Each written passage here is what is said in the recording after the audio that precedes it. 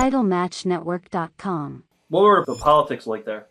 Politics was when it was, whoever could get the biggest contract, basically. That's all their concerns were. They wanted to make sure they had that contract.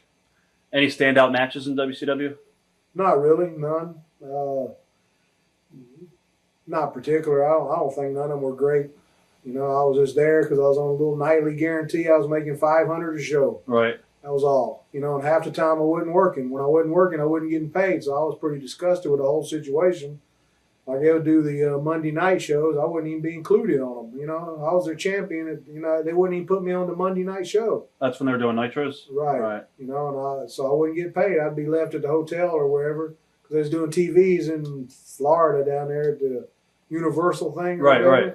So, I might do a TV and get paid, but other than that, they'd go to the Monday night show and wherever they'd do in Florida, somewhere close by, and I wouldn't even be included.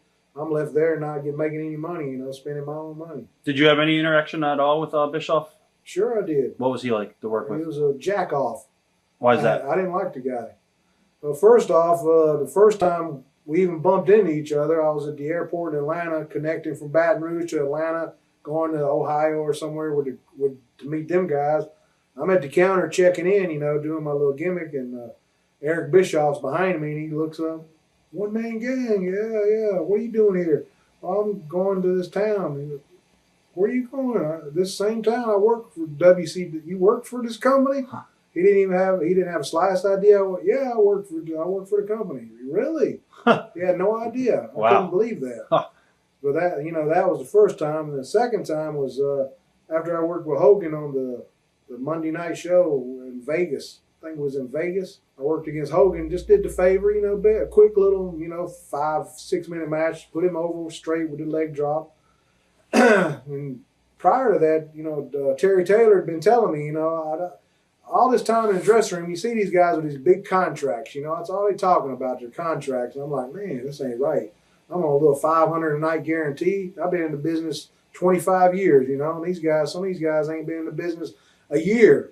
Making $100,000 a year. So Terry Taylor, he's in behind the scenes at this time. He tells me, man, you need to talk to Bischoff about a contract. Go to him and just talk to him about a contract. He won't be no trouble. All right.